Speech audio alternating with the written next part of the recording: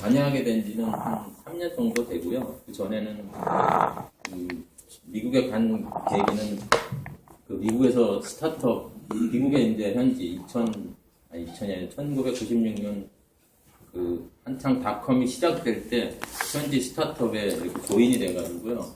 제가 조인된 이유는 딴 게 없고, 이제 그 회사가 반도체 설계 소프트웨어를 만드는 회사였는데, 우연히 제가 그 친구들이 삼성에 그 솔루션을 팔려고 하다 보니까 이제 제가 어떻게 보면 그쪽 한국 담당 마케팅 영업 쪽으로 이렇게 가게 돼가지고 이제 가서 한 6개월 정도를 일을 했는데 그 회사가 다른 회사에 합병이 됐어요.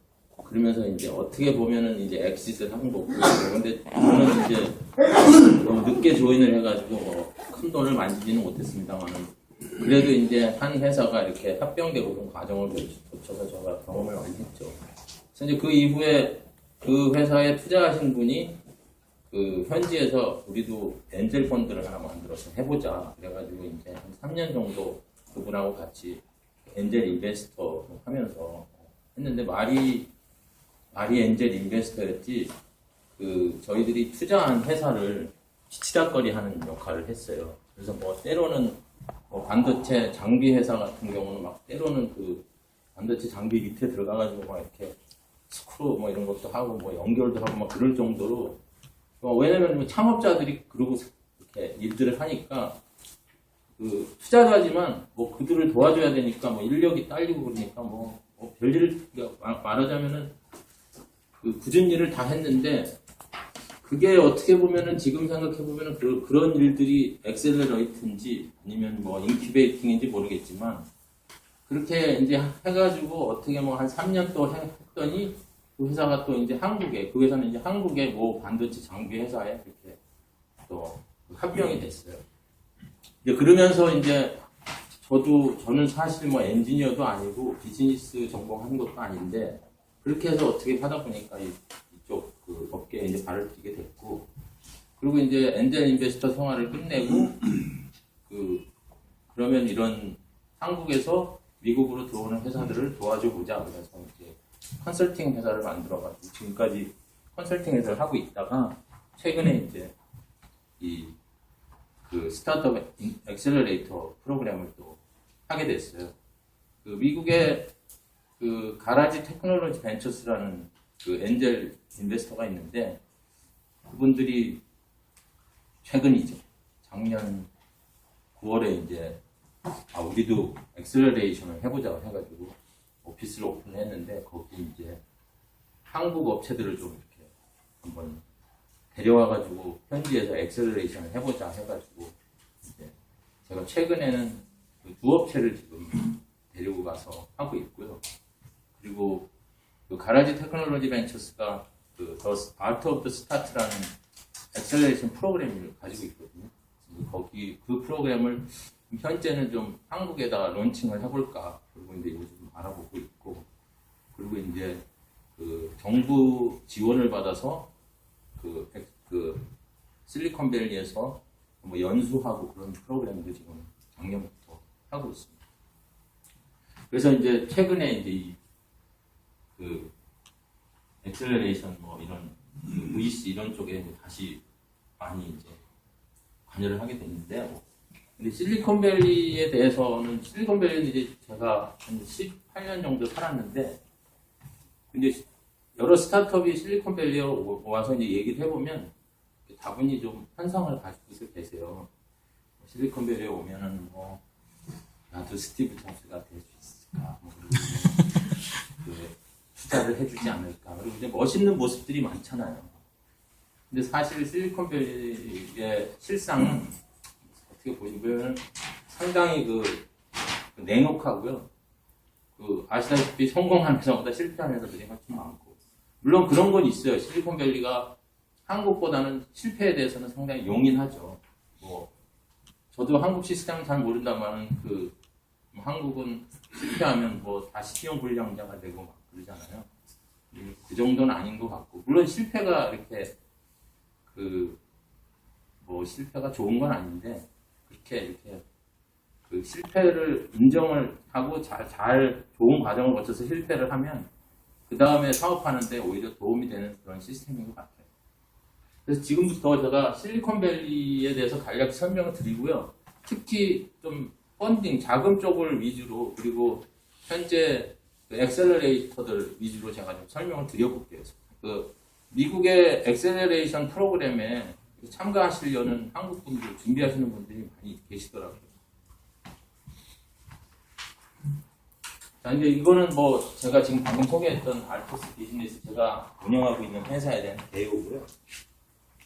실리콘밸리는 사실 그 샌프란시스코, 샌프란시스코인데 샌프란시스코는 사실상 공식적으로 얘기하면 실리콘밸리로 포함이 안 됩니다. 그 여기가 이제 그 샌프란시스코 공항인데요. 여기서부터 요 아래로 산호세, 산타크라라 카운티 여기를 엄밀하게 말하면 이렇게 실리콘밸리라고 하고요. 그 크기가 한 4,800평방킬로미터 정도 됩니다. 근데 경기도가 10,000평방킬로미터예요. 그러니까 경기도 사이즈 한 반 정도 되는 거죠. 그리고 서울이 600평방킬로미터니까 한 8배 되나? 네, 8배 정도 되네요. 그리고 현지 그 인구는 공식적으로 뭐 290만 명 정도 되는데 뭐 비공식적인 인구까지 합치면 한 300만 명이 넘을 것 같고요.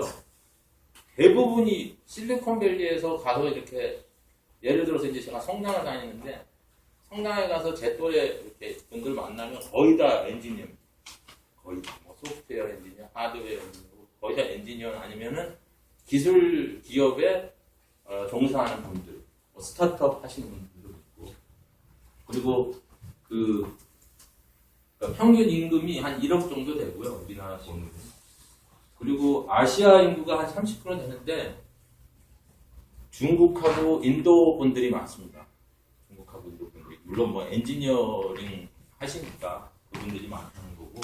그리고 한국 사람들은 한 4만에서 5만 사이 되지 않을까 그렇게 이제 추산이 되고 있고요. 그리고 뭐 천여 개의 하이텍 기업들이 뭐 있고, 그리고 이제 중요한 게 뭐냐면 미국 수출의 요 지역이요. 미국 수출 전액의 22% 정도를 점당합니다. 근데 이제 그 이유는 뭐 인텔이라든지 HP, 뭐 구글도 그렇고, 뭐 각종 그 오라클을 비롯해가지고 뭐 각종 그 하이텍 회사들이 다 여기 있다 보니까 하이텍 수출 비중이 높은 미국에서는 거의 한 22%, 한 4분의 1 정도를 이 실리콘밸리 작은 지역이 이제 담당하고 있습니다. 자, 그럼 이제 실리콘밸리의 어떤 발전사를 잠깐 보겠는데요. 처음에 이제 실리콘밸리가 처음 1930년대에 38년도에 이제 설립이 됐는데, 그게 이제 초기에는 뭐 아무것도 없던 나대지였고요. 그리고 이제 스탠포드 대학이 거기 있으니까 스탠포드 대학 출신들을 위주로 해가지고 이제 회사가 세워져가지고 이제 HP가 제일 먼저 세워져서 실리콘밸리의 그 신화를 시작했다고 볼 수 있고요. 그래서 처음에는 뭐 하이텍 잡이 그렇게 많지 않다가 주로 이제 방산, 그 2차 대전 전후니까 그 방산 그런 쪽으로 그 기술 개발이 그 진행이 되다가요. 그리고 이제 한 50년대 말에 들어오면서 이 트랜지스터, IC가 개발되면서 이제 사실상 실리콘밸리의 아버지 회사라고 하는 저 페어차일드가 생겨났고요. 페어차일드 반도체가 뭐 지금도 이제 뭐 한국에 지점도 있고 그런 것 같은데, 그래서 거기서 이제 페어차일드 출신들이 뭐 인텔도 만들고 몇 개 그 반도체 회사들을 만들어가지고 이게 확장이 됐고요. 그리고 이제 뭐 70년대 들어서 그 잘 아시는 애플, 뭐 지금은 없어졌지만 실리콘 그래픽스 이런 회사들, PC 위주의 회사들이 있다가 이제 네 번째로는 인터넷 붐이 일어나면서 그 뭐 넷스케이프, 야후, 뭐 아마존 이런 회사들이 또 등장을 하게 되고, 최근에는 이제 모바일하고 SNS가 등장하면서 뭐 페이스북이나 그룹폰, 뭐 에버노트 이런 회사들이 지금 있어서 지금은 어떻게 보면은 그 5번째 그런 조류인데, 글쎄 모르겠어요. 6번째 조류는 어떤 게 될지 모르겠는데, 아무튼 이런 식으로 그 실리콘밸리가 발달돼 왔고요. 실리콘밸리가 발달하는 데는 이제 여러 가지 요인이 있는데 그 실리콘밸리에 이제 뭐 엔지니어든 어떤 사업자든 간에 이제 아이디어를 가지고 오면 그 아이디어를 실현화시킬 수 있는 어떤 R&D 기반이 있고요. 물론 스탠포드하고 버클리 대학이 버티고 있지만 공대가 이제 그런 쪽으로 이제 서포트가 되고 거기에 이제 그 펀드들이 몰렸고요. 그리고 이제 양질의 그 인력들, 특히 엔지니어들이 거기 많고, 그리고 이제 그거를 뒷받치는 어떤 뭐 법적인 인프라 이런 것들이 다 갖춰져서 이게 어떻게 보면은 하나의 에코시스템으로 돌아가는 것 같아요. 그리고 우리나라도 그 어떤 실리콘밸리를 꿈꾸면서 뭐 여러 가지 프로젝트들도 많이 나오는데 저런 에코시스템을 이제 저 5개가 어느 정도 그 탐지바퀴처럼 굴러가야 실리콘밸리, 진정한 실리콘밸리가 생길 것 같아요. 자, 그럼 실리콘밸리에서 활동하는 그 회사들의 이 펀딩을 어떻게 할까? 그런데 의외로 자기 돈은 안 듭니다. 13%밖에 안 돼요. 자기 돈 갖고 설립하는 회사들. 전부 이렇게 보시면 전부 그 외부 펀딩들이에요. 물론 프렌즈하고 패밀리 이것도 자기 몇개 돈이라고도 할 수 있는데 엔젤, 슈퍼 엔젤, VC, 엑셀러레이터, 인큐베이터 이런 것들은 다 전부 어떻게 보면 투자자 그룹이고요. 그만큼 이제 투자를 받아서 사업을 하고 그러는 거에 대해서 상당히 어떻게 보면 상대적으로 쉽고 활성화되어 있는 것 같아요. 수치상으로 보면. 그래서 이제 실리콘밸리가 어느 정도의 펀드가 모여있냐 이거를 이제 보면은 이게 베이에리아 이게 이제 실리콘밸리를 행빙하는데요. 거의 반 정도가 그렇고요. 그리고 이제 그 다음이 이제 남가주, LA하고 얼바인 쪽이고요. 그 다음이 이제 뉴욕 그쪽 동부에 또 좀 있고요. 그래서 아무튼 그 벤처 캐피탈 상으로 보면 실리콘밸리가 그냥 최대 강자죠. 미국에서 지금 현재로서.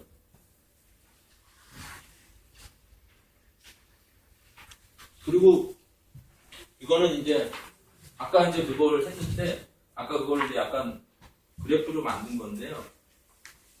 그 전체 펀딩 되는 거에 60% 이상이 실리콘밸리 벤처 캐피탈에서 이루어져요.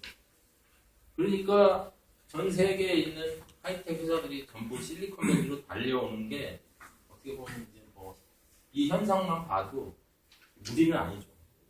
60% 이상을 지금 실리콘밸리 전체 VC 펀딩에서 60% 이상을 실리콘밸리가 감당을 하고 있습니다.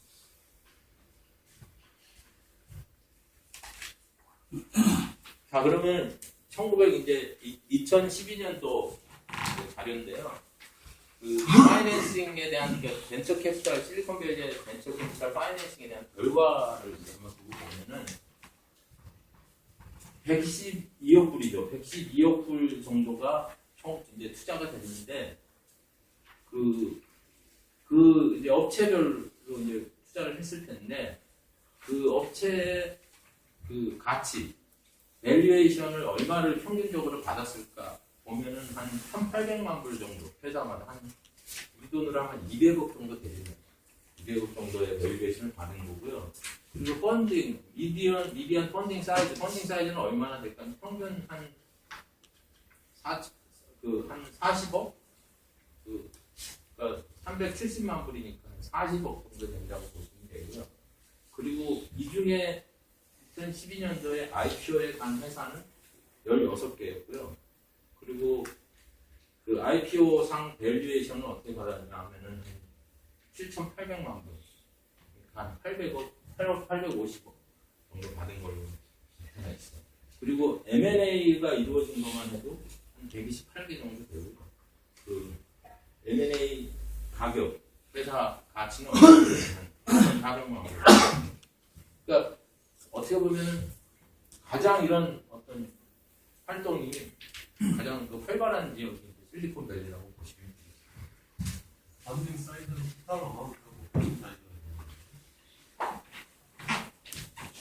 이거요. 이거는 전체 벤처 실리콘밸리에 있는 벤처 캐피탈이 투자한 금액입니다. 11년 전체 그 펀딩 펀딩을 다 합친 거. 근데 이제 펀딩을 다 합친 거에 펀딩된 기업을 나눈 게 이제 평균 평균 그 투자 금액이 1,800만 불이에요.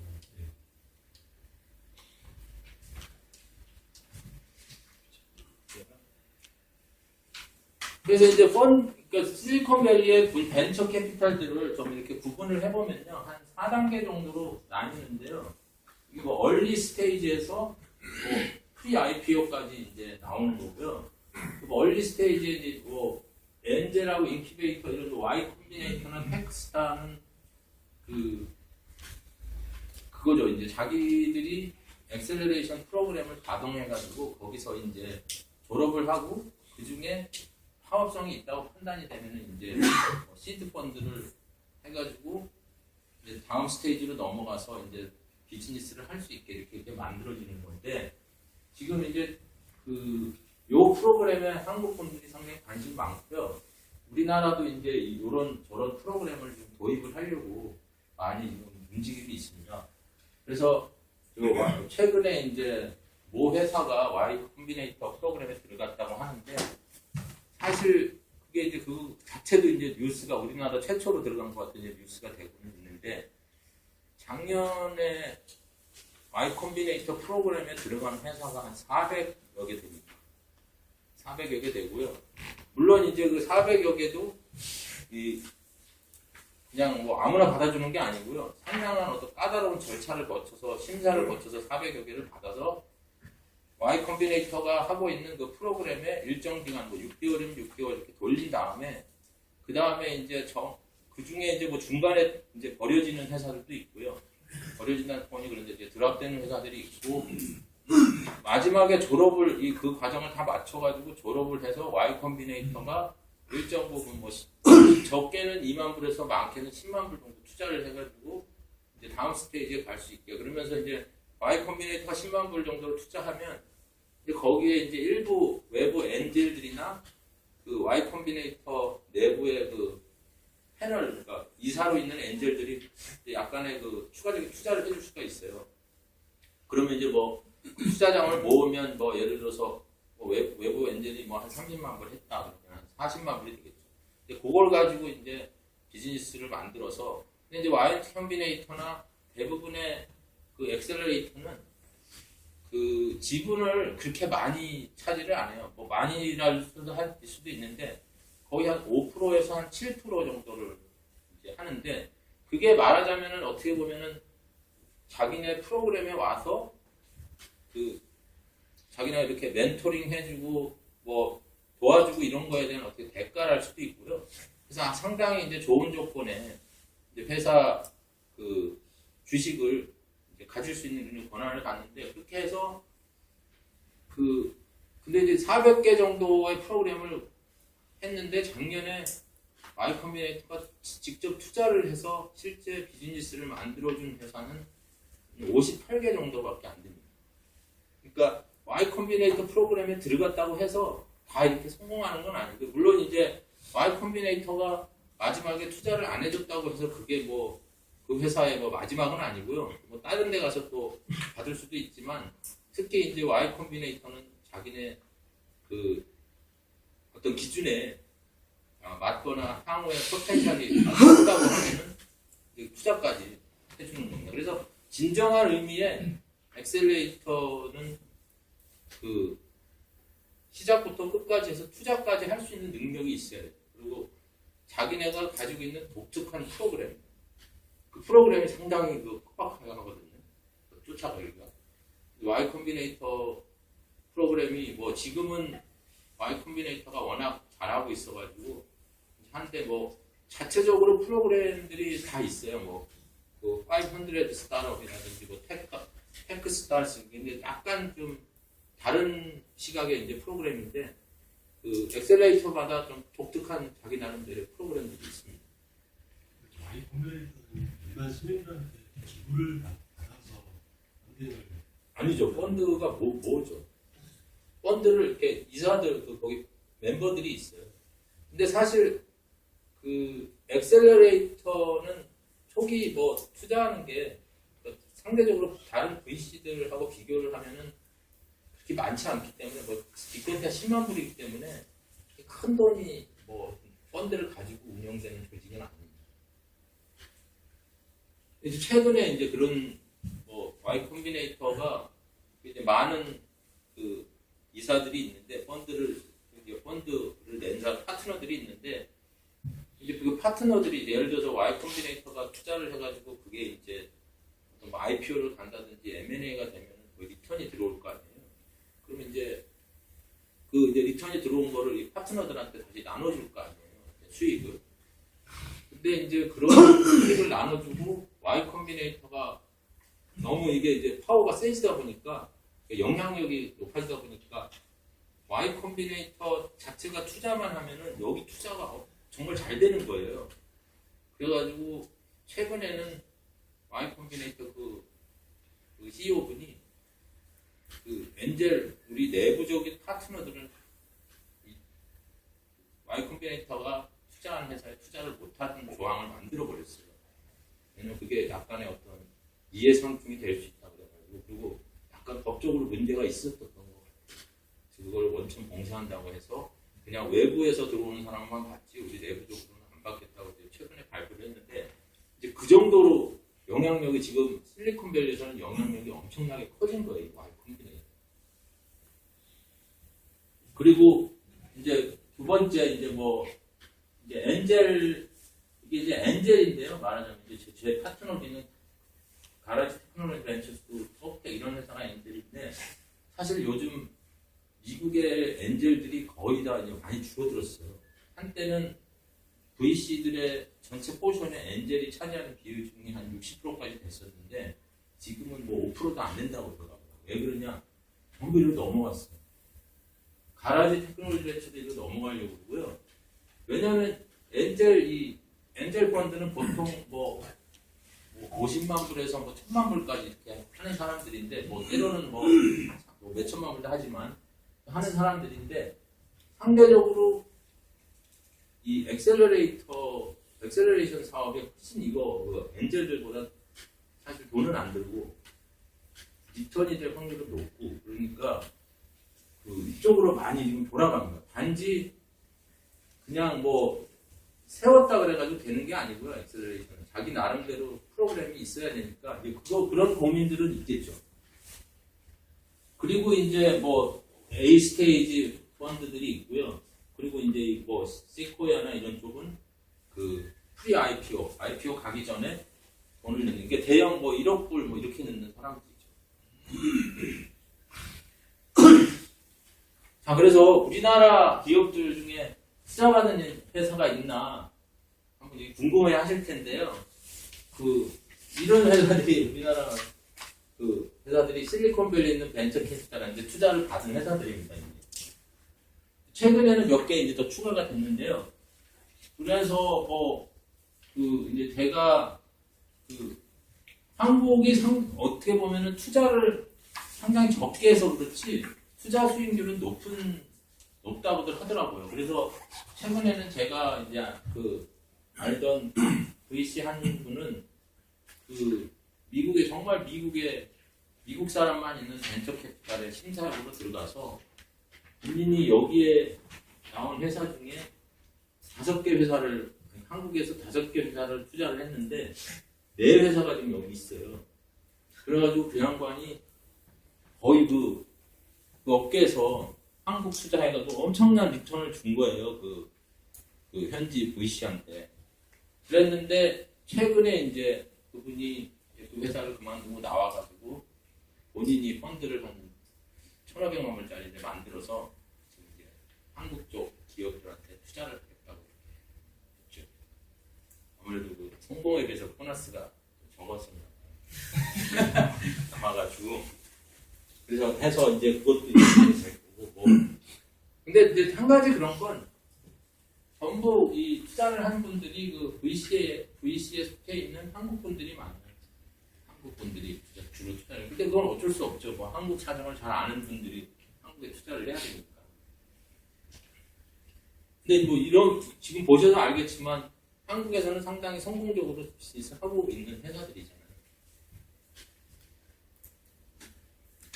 그래서 이제 아까 말씀드렸듯이 이제 그 엑셀러레이터들이 이제 그 요즘 어떻게 보면은 대세인데 제가 생각하기엔 이 대세가 한 1, 2년 더 갈 것 같고요.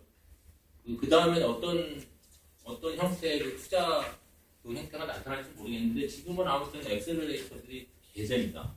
근데 이제 그 기록을 공식적으로 기록을 보면요, 미국에서는 세계에서 한 170여 개의 엑셀러레이터 프로그램이 있다고 해요. 근데 최근에 제가 어떤 신문을 봤더니 우리나라의 엑셀러레이터가 200개가 넘는다더라고요.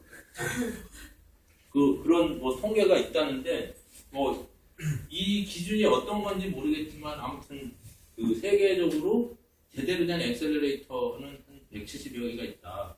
이게 지금 얘기가 되고 있고요. 그리고 한 3,000여 개의 회사들이 엑셀러레이션 프로그램에 들어가 있습니다. 전 세계적으로. 물론 이제 미국이 제일 많죠. 미국이 거의 대다수라고 볼 수 있고요. 그리고 그 중에 이제 한 155개의 회사가 엑시트를 했는데 그 엑시트 규모가 한 13억 불? 그 전체적으로 되고요. 그리고 이 중에 그 회사들이 받은 펀딩만 계산을 하면 약 26억 불 정도 된다고 해요.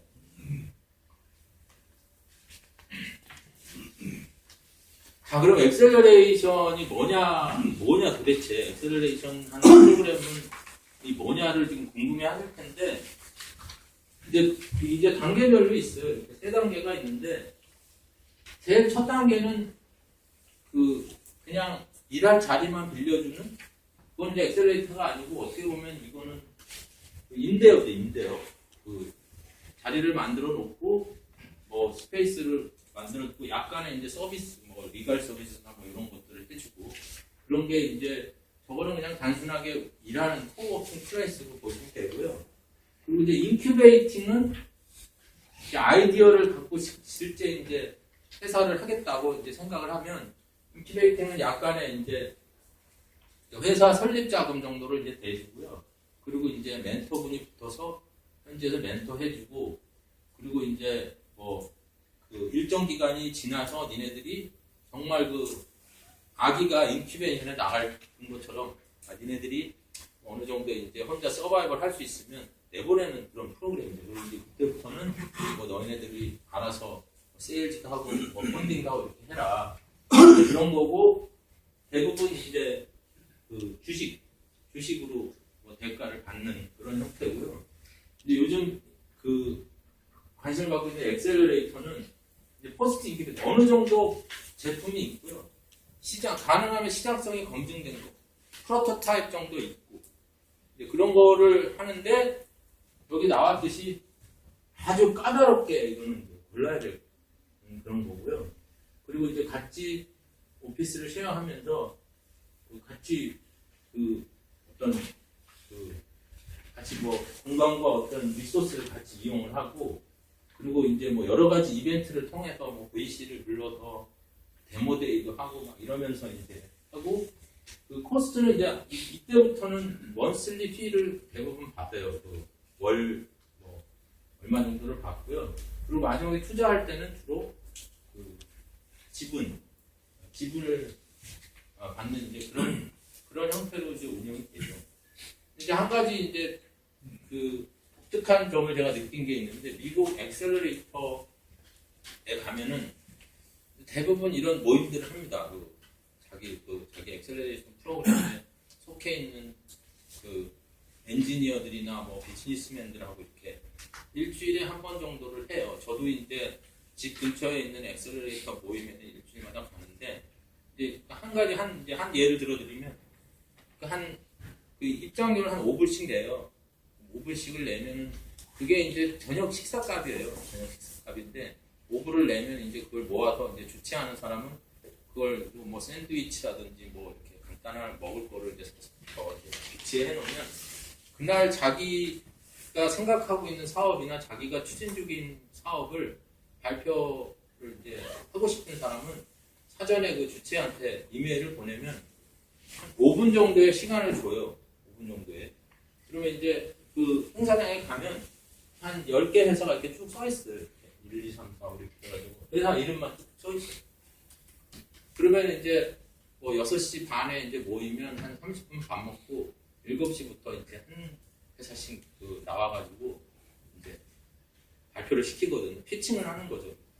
그게 뭐 그 안에는 VC도 있고 그렇지만 대부분 이제 같은 동료라기 하기보다는 그냥 같은 그 엑셀 프로그램에 있는 사람들이고 때로는 이제 외부에서도 와서 듣기도 하고 그래요. 근데 저 같은 경우는 이제 외부인인데도 그냥 그 신청을 하면 이런 식으로 이제 들을 수 있거든요. 그러면 이제 발표를 막 합니다. 근데 제가 이렇게 듣고 있다 보면은요, 야, 쟤는 저런 얘기까지 해도 되나? 그럴 정도로 아주 세부적인 얘기를 해요. 저런 얘기, 저거는 제 그 사업의 근간인데 저런 얘기 왜 하지? 막 그런데 다 해요, 진짜. 다 까발려 놓고 그러면은 또 웃긴 게 이렇게 어떻게 보면 경쟁자들인데 그런 친구는 또 자기가 또 제안을 해요. 너 그렇지 말고 이렇게 한번 해봐라. 그리고 뭐 너 이거 그러면 뭐 내가 이거는 내가 개발할 수가 없다. 그건 내 분야가 아니라 그러면 그래? 그럼 쟤한테 물어봐. 막 이런 식으로 그 안에서 막 이렇게 그게 이루어져요. 그래서 근데 그거를 이제 옆에서 이렇게 보고 있다 보면 제가 생각에 그게 좀 이 미국의 실리콘밸리 문화가 아닌가 그런 생각도 좀 들어요. 왜냐면은 이렇게 막 경쟁자지만 서로 뭐 허심탄회하게 이야기를 하고 막 어떨 때는 싸워요. 이렇게 막 서로 이렇게 논쟁도 하고 뭐 그러면서 이제 막 이런 뭐 별걸 가지고 나와가지고 다 발표를 해요. 자기가 생각하는 아이디어. 그 아이디어를 실현하는데 필요한 것들을 이렇게 얘기도 해주고 뭐 필요한 사람이 있으면 내가 소개시켜줄게. 그런 소개도 시켜주고 디벨로핑 그 개발자를 뭐 그런 식으로 그 약간 한국의 어떤 그런 피칭 그런 거랑 너무너무 다르다는 걸 제가 느끼고 거기서 야 이게 상당히 오픈돼 있고 어떻게 보면 뭐 자신감이라고 표현할 수도 있겠고 그런 생각이 많이 들더라고요. 그래서 엑셀러레이터 프로그램은 그런 것들이 정말 활성화되어 있어요. 그래서 뭐 소위 얘기해서 이렇게 뭐 뻑하면 모여요. 뻑하면 모이고 그 뭐 엑셀러레이터도 지역마다 또 이렇게 엑셀러레이터가 가지고 있는 성격마다 이렇게 틀린데요. 예를 들어서 어떤 스페이스는 가면은 담이 없고 그냥 소파만 놓고 막 책상만 쫙 깔아놨어요. 그러면 이제 거기는 완전 오픈형, 개방형 엑셀러레이터고 어떤 때는 또 다 잘라가지고 방을 하나씩 다 놔뒀어요. 근데 그게 이제 틀린 점인데 그 엑셀러레이터 그 창업자의 그런 이제 마인드가 거기 들어가는 거예요. 그래서 뭐 근데 그거 하나만은 사실이에요. 그 다 오픈돼 있어. 그리고 뭐 예를 들어서 우리 뭐 막 여기 개발 회의 하고 있으면 옆에서 다 들려요. 옆에서 앉아 있으면 다 들려요. 근데 그런 가운데서 어떻게 이렇게 막 누가 치고 나가냐 실행력을 갖고 그거에 대한 관건도 갖고 그 자기가 생각하는 비즈니스 모델이나 자기가 생각하는 어떤 거에 대해서 이렇게 막 얘기하고 뭐 이런 꺼리지를 않더라고요. 그거는 우리나라 문화랑 그쪽 문화랑 좀 다른 것 같은데 뭐가 좋다 나쁘다를 떠나서 미국은 좀 그런 개념의 그 문화가 많은 것 같아요. 여기 있는 사람도 엑셀러레이터 모임에 있어요. 그런 모임은 이렇게 공지가 뜨거든요. 이렇게 누르면 갈 수 있어요. 그거 외부인한테도 상당히 개방적이에요. 그러니까 전체 시스템이 다 개방적이에요. 기업 실제로 그런 아이디어를 보고 이렇게 가져다 카피할 수 있는데 카피할 수 있는데 그런 생각은 또 안 하는 것 같아요. 뭐 제가 내 걸 카피할 수 있을까 뭐 이런 생각. 그리고 이제 엑셀러레이터들 이거 이제 랭킹인데요. 올해는 아마 Y 콤비네이터가 제일 많이 한 것 같아요. 그리고 이제 제가 요거는 이제 오늘 이게 특허 관련된 거라 가지고 잠깐 이제 말씀을 드리면 이제 미국에서 뭐 스타트업으로 아직 성공한 회사는 제가 많이 못 봤고요. 이 게임빌 이 회사는 그 미국에서 꽤 이제 매출을 올리고 했는데 이제 한 가지 말씀드리고 싶은 게 이제 현지화인데요. 그 스타트업 하시는 분들에게 이제 해당이 될 것 같아요. 국내에서 성공을 하시더라도 미국에 와서는 그 디자인이나 그런 컨셉을 많이 바꾸셔야 될지는 모르겠어요. 이게 지금 이게 게임빌이 개발한 같은 게임인데요. 이게 한국판이고 이게 미국판이에요. 한국판 이런 머리 크고 막 이런 캐릭터가 미국에는 안 통한다는 거예요. 이렇게 좀 약간 그 실질적인 캐릭터로 바뀌어가지고 이 친구들이 게임빌 USA가 그 CBS 스포트라인의 공식 게임으로 해가지고 매출의 4분의 1 정도를 미국에서 올리고 그런 성공을 거둔 적이 있고요. 그리고 이제 한 가지 더 얘기하는 건 이제 다날이라는 회사가 있는데 이 회사는 이 다날이라는 걸 모르잖아요, 미국 애들은. 그러니까 이름을 빌트 모바일로 바꿨어요. 모바일로 바꿔가지고 여기도 지금 4개 메이저 그 모바일 회사에서 쓰고 있고 현지에서 약 그 900만 불 이상 펀딩도 받았고. 근데 이제 실리콘밸리가 지금까지는 다 좋은 얘기를 드렸는데 이게 그 죽음의 계곡이 될 수 있다는 거 말씀드리고 싶고요. 그리고 아직까지 그 옛날 그러니까 그 닷컴 시대 아직까지도 실리콘밸리가 그렇게 막 큰 그 호황을 누리는 것 같지는 않아요. 아직도 그 불황의 어떤 그런 시기를 거치고 있는 것 같고요. 그래서 뭐 잘 아시겠지만 다이얼패드나 싸이월드는 미국에 와서 한국에서 상당히 성공을 거둠에도 불구하고 미국에 와서 별 이렇게 성과를 못 보고 어떻게 보면 투자까지 받고 막 이랬는데도 실패했죠. 이거는 그 실패한 사례 중에 이제 하나로 제가 이제 소개를 시키는 거고요. 그래서 이제 마지막으로 말씀드리고 싶은 것이 이제 실리콘밸리가 아직 그리 이렇게 그러니까 회복이 완전히 된 것 같지는 않고요. 그리고 한 가지 제일 이제 중요시 생각하셔야 될 게 실리콘밸리는 그 시장의 극히 일부예요. 미국에 가셔서 글로벌 스타트업을 하시는 데 있어서 미국의 시장을 보신다면은 실리콘밸리는 요만한 점이거든요. 그러니까 전체 시장 자체를 보려면은 미국 전체를 봐야 된다는 걸 말씀을 드리고 싶고 실리콘밸리에 와서 뭐 모든 게 다 해결이 되겠다는 생각은 좀 금물인 것 같아요.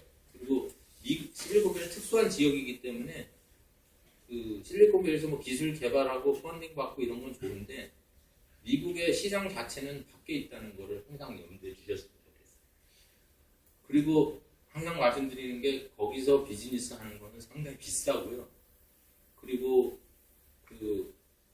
거기 가면은 네가 한국에서 아무리 성공했더라도 거기 가면은 이제 영어로 하면 노바디고 아는 사람도 없고 거기서는 이제 처음부터 시작하는 생각을 하셔야 되고 그리고 이제 영어에 대한 어떤 배리어를 또 넘으셔야 되고 그리고 이제 상당히 효율성을 강조하기 때문에요. 그 숫자 위주로 평가를 하고 그래요. 회사 평가를 할 때 그런 것들 그리고 인큐베이터나 엑셀러레이터가 상당히 냉정하다는 거예요. 5초 차면 그냥 바로 잘려 나가는 거 그리고 이제 그 엔젤들이 그러니까 옛날처럼 이렇게 비즈니스 보고 얼굴 보고 저 사람 좋네. 옛날에는 그런 게 있었어요. 사람 좋네. 얼마 필요해? 이렇게 돈 넣어주고 그런 엔젤들이 꽤 있었는데 지금 거의 없어진 것 같아요.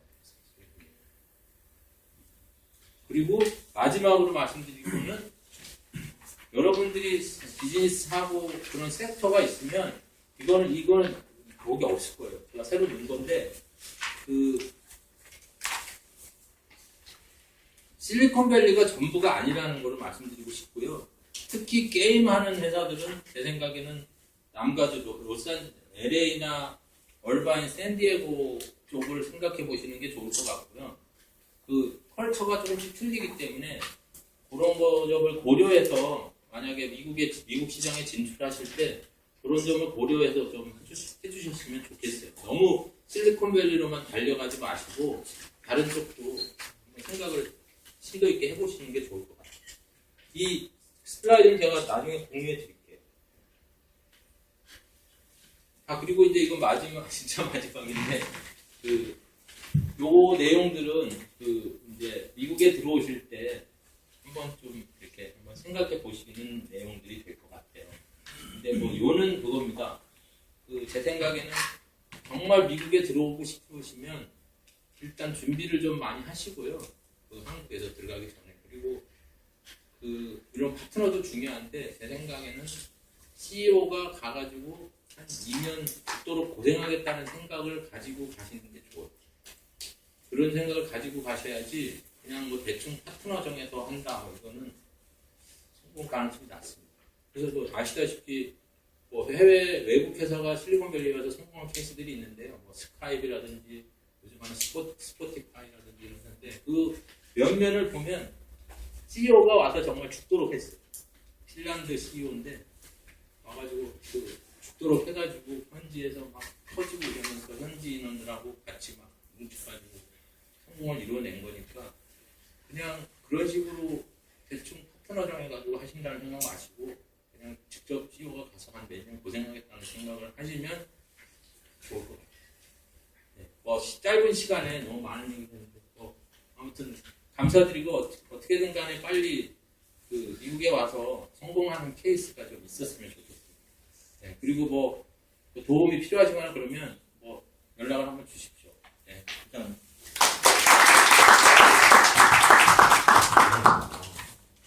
네, 감사합니다.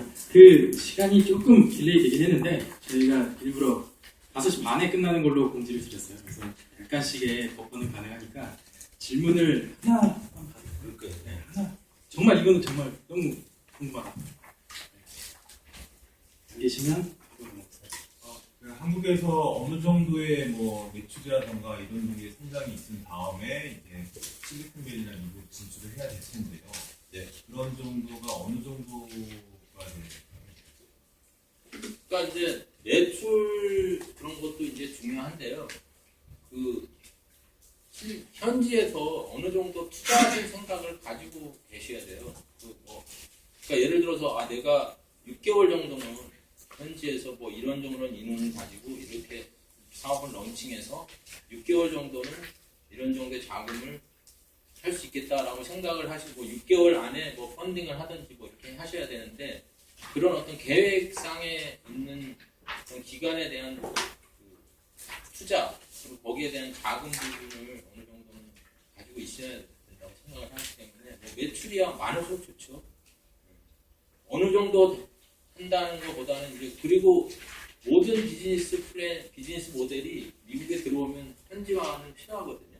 뭐 랭귀지도 그렇고 그러니까 거의 그런 면에서 보셔야 될 것 같아요. 그리고 네. 제 질문은 그러니까 미국에 진출하기 전에 이 사업이 한국에서 지금 투자가 성공하는 것들 보면 한국에서 검증이 된 다음에 미국에 가가지고 이제 투자를 또 받는 식인 것 같아요.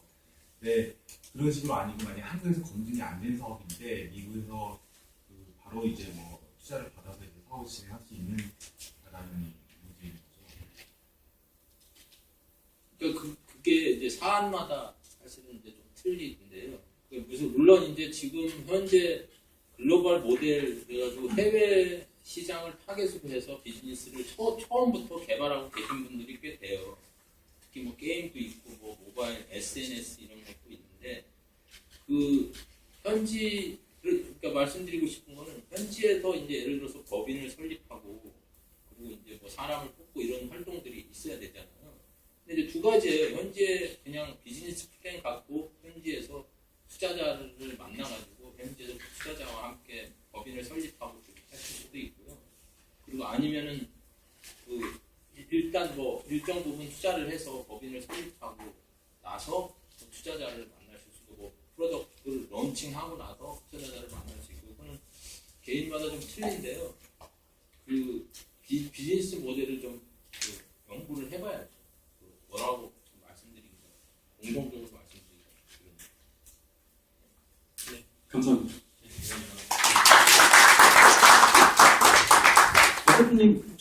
이따가 저녁에 시간 네. 네, 그러면 더 궁금하신 점은 이따가 저녁 식사 하시면서 여쭤보시면 좋을 것 같습니다. 네, 두 번째 시간은 우리 그 로아 컨설팅의 그 마케팅 혁신넷 소장님이신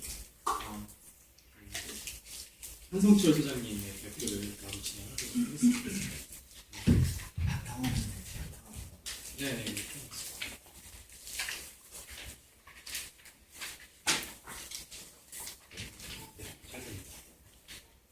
네, 반갑습니다. 한정철입니다. 저는 최근 미국 시장에 성공적으로 진입하고 있는 미국 스타트업 사례들을 좀 몇 개 소개시켜 드리려고 합니다. 제가 미국 스타트업 사례들을 좀 살펴보고 좀 분석하고 추적하다 보니까 어떤 생각했냐면 이 사람들이 그냥 무에서 유를 창조하지는 않았을 거다. 최소한 큰 방향하에서는 뭔가 좀 롤모델이 있지 않았냐. 그런 생각을 하고 좀 많이 찾았다 보니까 저는 큰 방향은 결국은 미리 이미 시장에 진입해서 성공적으로 성공한 그러니까 위대한 창업가죠. 스타트업 고수들의 어떤 직접 혹은 간접적인 핵심 포인트에서 그런 방향을 찾을 수 있지 않을까 하는 생각을 했습니다. 그래서 저는 이제 스타트업 7인의 고수를 선정해서 그 고수의 어떤 핵심 전략을 스타트업 성공 7법칙이라고 명칭하고 그 법칙 하에 시장에 성공적으로 진입하고 있는 신생 스타트업 사례들을 법칙당 하나씩 소개를 해드리겠습니다. 시간상요.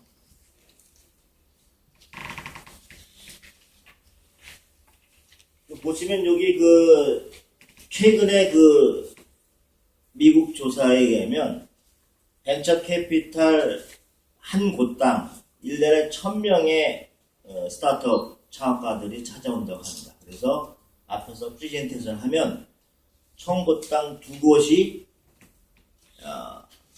선택에 대해서 투자를 받는 거죠.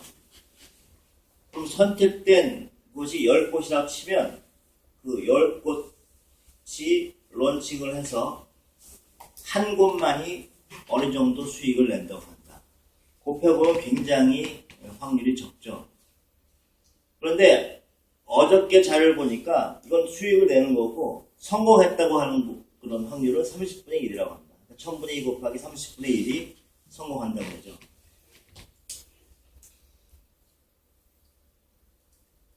스타트업 7일 고수 저는 7명을 선택을 했는 첫 번째 스티브 잡스죠.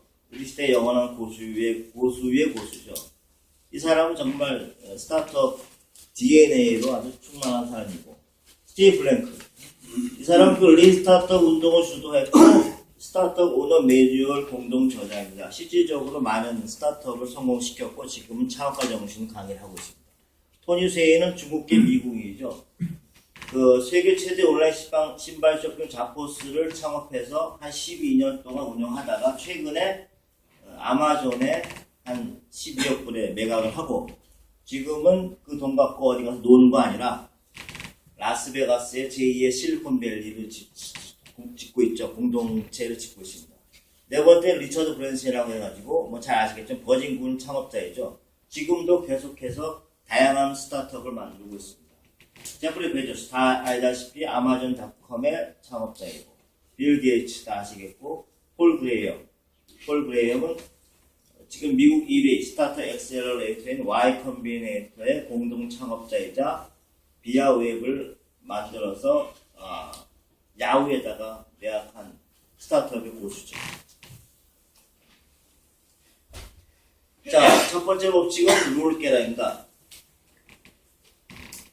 스티브 잡스입니다. 당신의 시간은 한정되어 있으니 다른 사람의 인생을 사는데 그 시간을 허비하지 말라. 규칙에 갖추지 말라. 그것은 다른 사람의 생각과 결과를 사는 것이다. 이 스티브 잡스의 이 말은 스티브 잡스의 어떤 개인적인 가치관을 반영할 뿐만 아니라 비즈니스 철학을 반영하는 것이죠. 스티브 잡스의 어떤 살아온 이력을 쭉 보면 이 간단한 이 문구가 모든 것에 반영이 되어 있다고 볼 수 있죠. 비즈니스적으로 보면은 다 아시다시피 스타트업이 새로운 시장에 진출하기 위해서는 기존 시장에서 기존 업체들이 만들어 놓은 그런 규칙을 따라가서는 절대로 성공할 수 없다.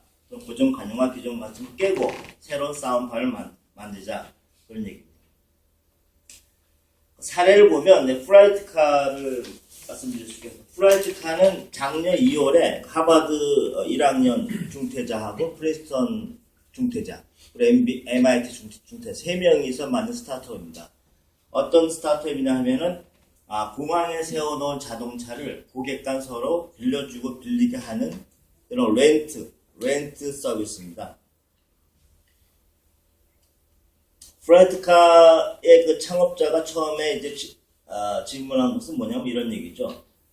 이런 어떤 파괴적 질문이 나온 게 뭐냐면, 미국 샌프란시스코 공항에서 주로 이제 다른 지역으로 여행하거나 출장 가는 사람들은 주로 이제 일반적인 관습이 자동차를 몰고 공항 주차에 세워놓고, 그래놓고 비행기를 타고 다른 지역 가서 거기에서 허츠나 에이비스의 렌트카를 타고 여행이나 출장하다가 돌아와서 거기서 렌트비를 지급하고 비행기 타고 와서 공항에 세워놓은 주차비를 냅니다.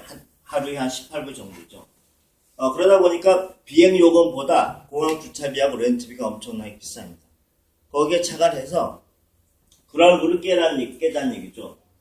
그래서 고객이 주차장에 세워놓은 자동차가 필요한 고객에게 빌려주게, 그런 어떤 공항 주차장의 차를 대여를 중개해주는 서비스입니다.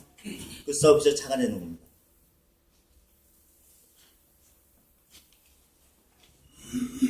그런데 자동차를 세워놓고 출국한 사람들은 그 자동차를 다시 찾을 때까지 세차 서비스를 해줄 뿐만 아니라 공항 주차비를 프라이트까지 확보한 주차에다 공짜로 세워놓을 수 있고, 더군다나 그 자동차가 다른 고객에게 대여되면은 차 종류에 따라서 렌트비를 받죠.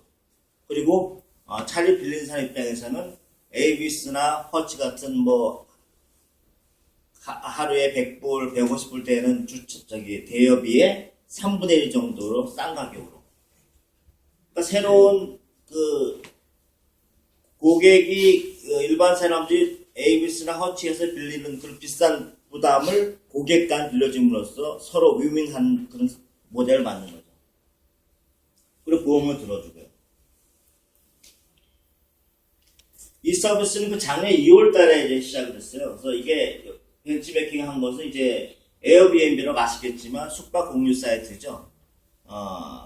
자기 집에 방 한 칸만 있어도 언제든 숙박업소를 할 수 있는 그런 숙박 공유 서비스 대신에 차량 공유 서비스를 시작해 놓은 겁니다. 그리고 최근에 이런 투자를 받았고요. 추가로 이제 공항을 추가로 확장할 계획을 갖고 있습니다. 기존 시장을 파괴하는 기업들 세 가지 특성을 보면요. 첫 번째가 새로운 공급원을 창출한다. 여분의 방을 가진 도시의 가정이 숙박업소에 대한다. 이게 무슨 얘기냐면, 사실 기존에 남산에 하얏트 호텔이 있다. 그럼 하얏트 호텔의 경쟁사는 신라 호텔로 사용했었는데, 지금은 하얏트 호텔의 경쟁사가 남산에 방 한 칸이나 갖고 있는 일반 가정주부가 된다는 거죠. 새로운 공급원을 창출함으로써 기존의 비즈니스 모델이 서서히 깨진다는 겁니다. 두 번째는 프라이트카죠. 공항 주차장에 세워놓은 고객 자동차 렌터카 제한이다. 허치의 경쟁사는 에이비스고, 아니 더 저렴한 렌트카였었는데, 이제는 일반 자동차를 가진 고객이 경쟁사가 된다는 얘기고, 유튜브도 마찬가지입니다. 두 번째는 새로운 공급원의 초기 제품은 기존 대비 열악하다. 에어비앤비의 가장 초기의 문제는 모든 그 집에 사용하고 나서 굉장히 지저분하고 또 안전의 문제 있고 여러 가지 문제가 있었죠. 그런데 이제 시간이 지남으로써 굉장히 좋아졌죠. 예를 들어서 에어비앤비 사이트 들어가면 지금은 굉장히 비싸고 화려하고 좋은 집들이 숙박업소로 나오고 있습니다. 세 번째는 새로운 공급원은 선도업체들과 경쟁하면서 성장한다. 즉 플랫폼에서 거래 활성화는 공급원의 퀄리티 향상시키고 고객들의 어떤 피드백을 받아가지고 계속 성장을 하죠. 프라이트카도 처음에는 작년 초에 시작했지만 별로 안 좋은 자동차를 내놨죠. 자기 자동차 비싼 차를 잘 내놓지 않는데 시간이 흐르면서 굉장히 좋은 자동차들이 그 품질이 좀 올라오고 있습니다. 자, 그 스타트업 양성소 미국에서 뭐 가장 큰 Y 컴비네이터의 파트너인 게리탄이 이런 얘기를 했습니다. 나는 Y 컴비네이터에 근무하면서 수백 개의 다양한 스타트업 제안서를 점검했는데 그것들이 하나의 공통점이 있다. 고정관리도 반영된 기질이다. 이 사람이 뭐냐면 중국계 미국인데 이쪽에 꽤 높은 임원입니다. 파트너는. 그래서 1년에 뭐 수백 개의 그 제안서가 오죠. 왜냐면 Y 컴비네이터에 들어가는 것도 하나의 입시 시험입니다. 왜? 들어가면은 간단한 아이디어도 비즈니스화 시키고 그것도 모델화하고 마케팅 전략도 짜주고 투자 벤처 캐피털과 연결시켜주고 또 좋은 거는 또 스스로 투자도 하고 그런데 그거 다 조사해봤더니 첫째 고정관념에 대한 반영의 길이다.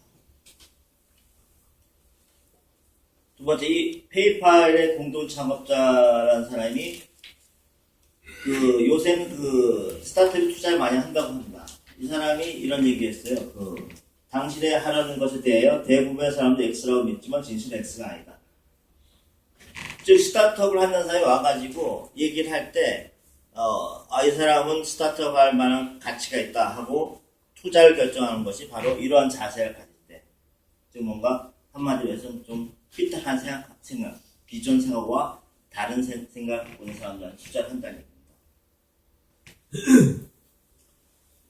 자, 제가 생각하는 그 룰 넘버 2는 사회적 정의를 추구하랍니다. 스티브 브랭크라고 해서 사실 이 사람이 에리 리지가 린 스타트업을 만들었지만 실질적인 가장 적극적으로 활동하는 사람이고 스타트업 오너스 매뉴얼이라는 책을 썼는데요. 창업가 정신은 마음속으로 반체제 사상을 형성한다. 실리콘밸리 선구자를 했던 것은 권력의 진실을 말할 수 있어도 그것도 처벌할 수 없던 사실을 수용한 문화를 창출한 것이다. 이것이 실리콘밸리를 위대하게 만드는 것이다. 이런 얘기를 했습니다.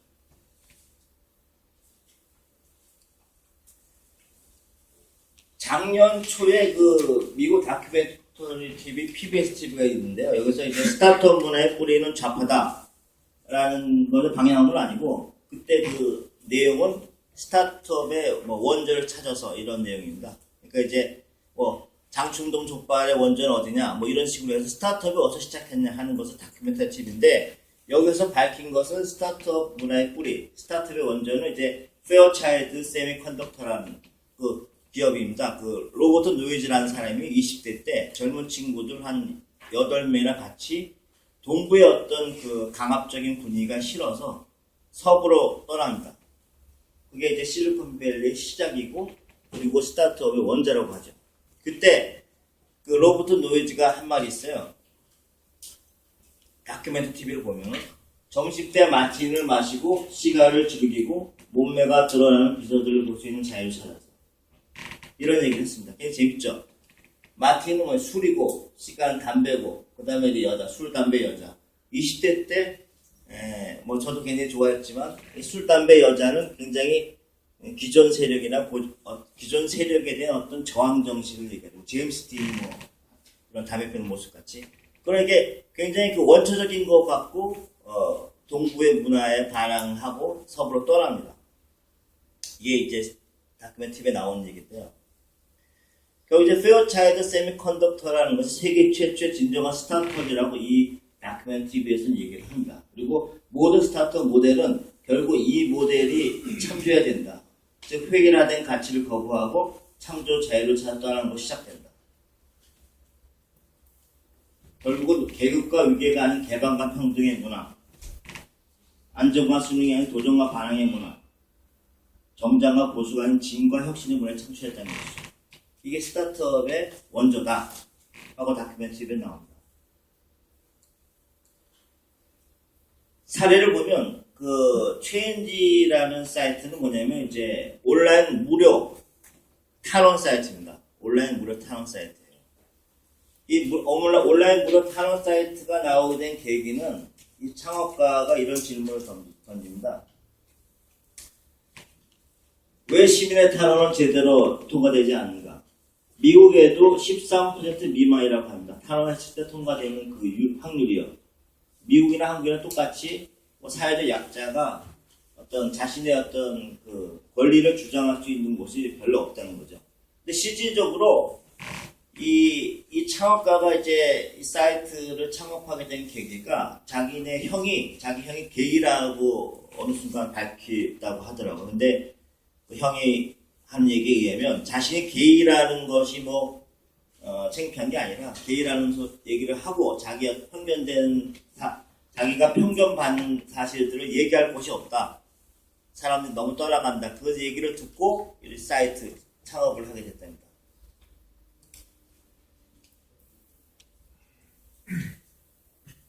지금 이 사이트를 2007년에 창립하고 한 1, 2년 동안은 굉장히 그 사람들이 찾지를 않았어요. 근데 어떤 사건 때문에 이제 찾게 됐냐면 교정강간이라는 사건이 나왔어요. 교정강간이 뭐냐면 이제 남아프리카 공화국에서 이제 어떤 관습인데 뭐 여성이 이제 뭐 좀 동성애로 밝혀지면 그 마을에서 이제 마을 어른들이 이제 굉장히 성폭력을 고쳐준다는 미명하에 성폭력을 하는 그런 관습이에요. 그런 관습에서 이걸 당해도 뭐 경찰에 신고해도 아무런 반응이 없다고 합니다. 그래서 이 사이트에 올리고 나서 한 일주 만에 10만 명이 서명을 합니다. 그래서 엄청난 반항을 일으켜서 앞으로 정부에서도 액션을 취하게 되는 거죠. 지금 엄청나게 컸는데 지금 이 사이트를 좀 벤처 캐피털에서 팔라고 많은 제의가 오지만 얼마 전에 선언을 했더라고. 자기는 팔지 않겠다. 자기는 끝까지 무료 탄원 사이트로 사회적 정의를 추구하는 사이트로 가겠다고 선언을 했습니다. 결국 이 사람에 의하면 우리 세대는 무관심하다고 비난받지만 무관심하다고 태어난 게 아니다. 사람들이 어떤 뭔가 행동을 하려고 해도 어떤 행동할 수 있는 방법이 없었다. 세 번째는 문화로 승부하는. 문화가 모든 것이다라고 주장하는 사람이 이제 토니 세이인데, 토니 세이는 당신이 강력한 문화를 가지고 있다면 당신은 강력한 브랜드를 가지고 있는 것이다. 이 사람은 그 브랜드를 만드는데, 소위 브랜딩이라고 하죠. 브랜딩을 하는데 어떠한 돈도 쓰지 않습니다. 뭐 하냐면 이 사람이 하는 것은 철저한 조직 문화를 만들어서 조직 문화를 퍼뜨리고 모든 직원들이 조직 문화를 움직이는 거에 중점을 두고 문화가 경쟁력이라고 생각하는 거죠. 예를 들어서 이 사람은 이 자쿠스에 들어가려면 처음에는 이제 능력 50%, 문화 50%인데 들어와서 좀 시간을 보내서 문화에 맞지 않으면 무조건 해고가 됩니다. 문화가 최우선이죠. 문화를 결국은 경쟁력으로 가지고 와서 문화를 통해서 생산력을 제고시키는 아주 큰 사례죠.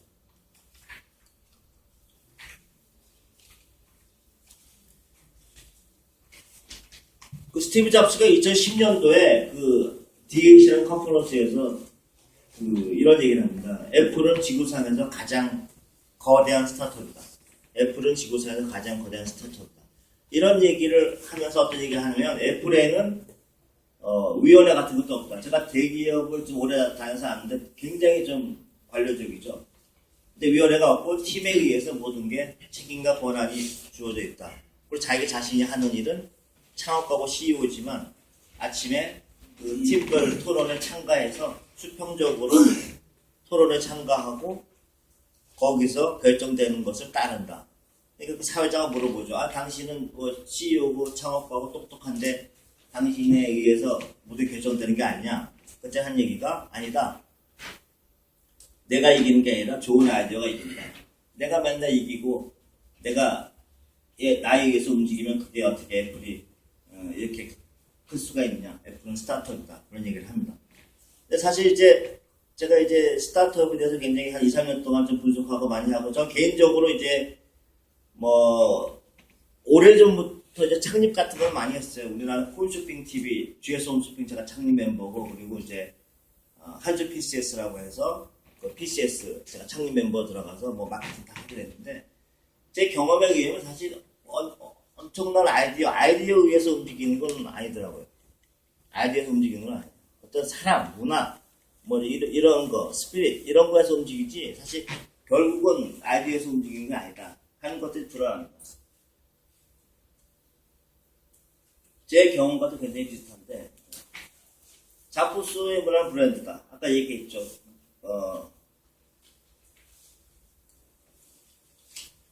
그 문화로 승부하라에 제가 소개시키고 싶은 사례는 이제 멜로 이노베이션이라고 소프트웨어 개발업체인데, 이 멜로 이노베이션은 문화를 가지고 자체 혁신을 해서 생산성을 높여서 매년 초고속 성장하는 스타트업이자 문화를 대기업에 팝니다.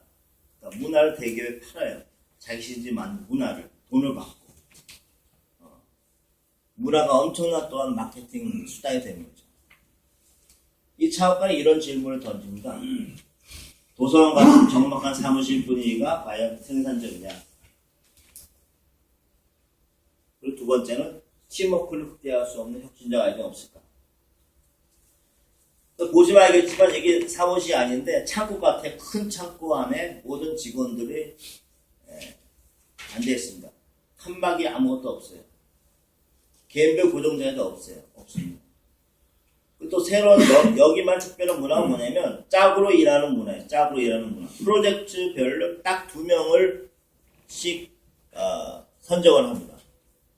뭐 좀 고참과 고참 아니면 고참과 실입, 뭐 실입관 그거는 이제 프로젝트별로 이제 창업가가 이제 선정하는데 2명이 선정하는데 두 명이 팀을 이루면서 짝으로 일하는데 컴퓨터 하나 그리고 마우스도 하나입니다. 2명이서 컴퓨터 하나 보고 마우스를 둘이서 서로 번갈아 가면서 붙어서 지내는 거예요.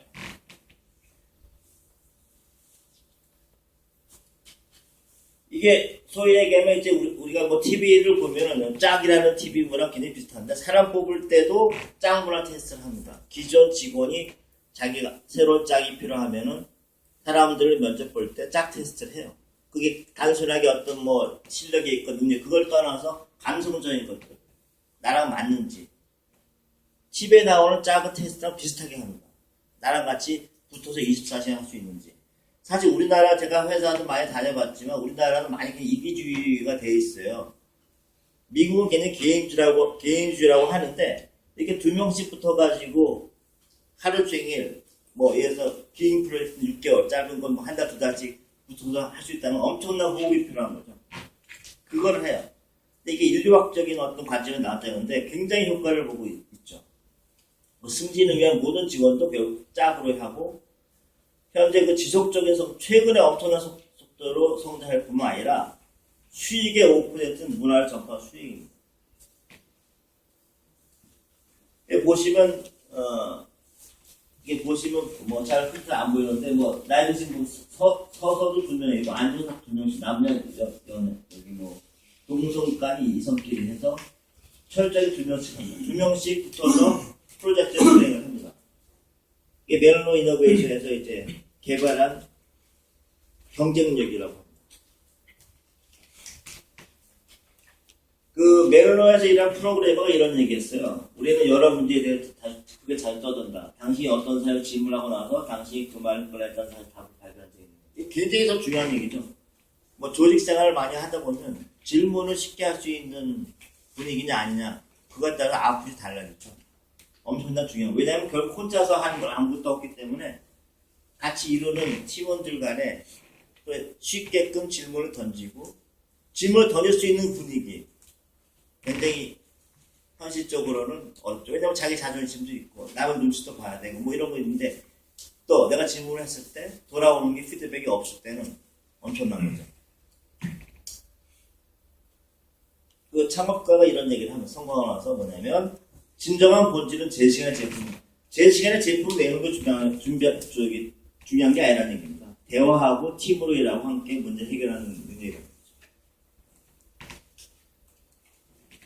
이 멜로 이노베이션은 많은 사람들이 견학하러 온다고 합니다. 견학하러 오는데 굉장히 감동을 받는데 왜냐면 둘씩 소꿉장을 하듯이 놀이터에서 소꿉장을 하듯이 엄마 아빠가 같이 일하는 거 보고 너무 감동을 받아가지고 우리 아이도 보내고 싶다는 얘기를 합니다. 자, 네 번째입니다. 네 번째는 모험을 감행해라. 이 사람이 뭐 잘 아시겠지만 리처드 브랜슨이라고 해서 이 사람은 헬리콥터를 타고 이렇게 지내요.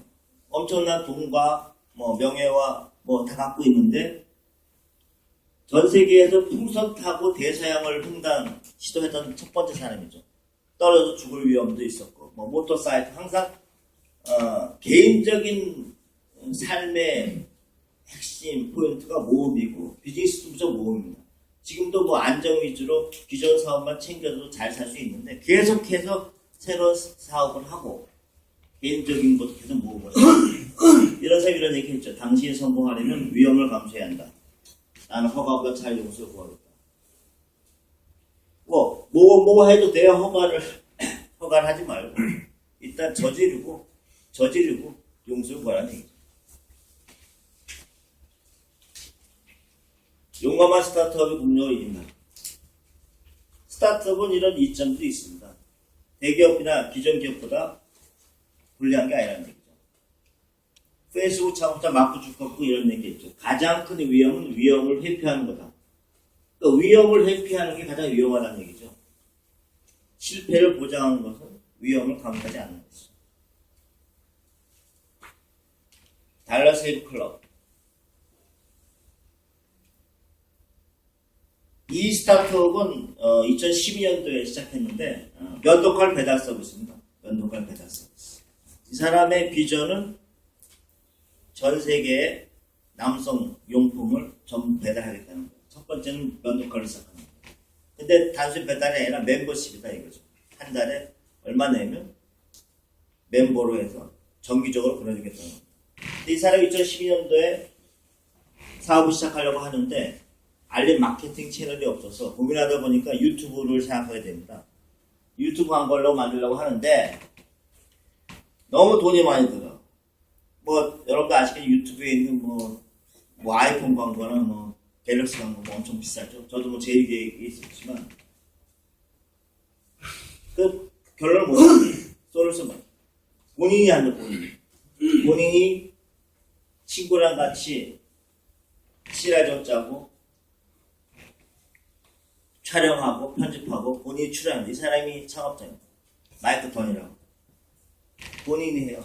그리고 컨셉도 굉장히 뭐 고급스러운 거 이렇게 다들 하잖아요. 다 깨고 뻔뻔 컨셉으로 합니다. 결론은 뭐냐면 4,500분이 안 들었어요. 근데 2012년도에 1,000만 명의 돌파합니다. 2주일 만에 멤버 12,000명을 확보를 하죠. 광고 전문가나 마케팅 전문가들은 못하게 하죠. 무슨 뭐 일반인이 광고를 만들고 하냐, 출연하냐, 비싼 돈을 들여가지고 하라고 얘기하죠. 하지만 본인이 해서 성공을 하죠. 질문을 합니다. 아니 왜 이렇게 뭐 했냐 했더니 아니 우리 기업의 본질은 고객에 더 현명한 생활 방식을 제공하는 건데 필요 없는 것에 왜 돈을 써야 되냐. 마케팅 교수가 이런 분석을 하죠. 뭐 누가 떠들어도 대부분의 성공적 마케팅은 좀 그 DIY입니다.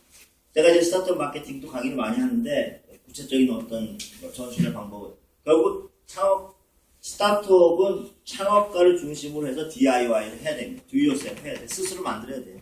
모든 컨텐츠를 제일 잘 알고 있는 창업가가 스스로 만들어야 돼. 그리고 외주 주는 비용을 최소화해야 돼. 그래야 비용도 절감하고 효과도 있습니다. 크리에이티브 교수도 뭐 1965년 본 중에 가장 크리에이티브하다고 얘기하죠. 이게 이제 실화를 좀 적었는데요. 한번 영상 보시죠. Hi, I'm Mike, founder of DollarShaveClub.com. What is DollarShaveClub.com? Well, for $1 a month, we send high-quality razors right to your door. Yeah, $1. Are the blades any good? No. Our blades are great. Each razor has stainless steel blades, an aloe vera lubricating strip, and a pivot head. It's so general a toddler can use it. If you like spending $20 a month on brand name razors, 19 go to Roger Federer. I'm good at tennis. Do you think your razor needs a vibrating handle, a flashlight, a back scratcher, and 10 blades? Your handsome-ass grandfather had 1 blade and polio.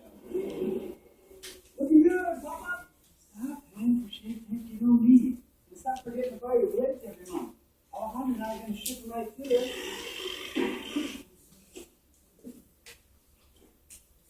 We're not just selling razors, we're also making new jobs. Alejandro, what were you doing last month? Not working. What are you doing now? Working. No Vanderbilt, but this train makes sense. So stop forgetting to buy your blades every month and start deciding where you're going to stack all those dollar bills I'm saving you. We are DollarShaveClub.com, and the party is on.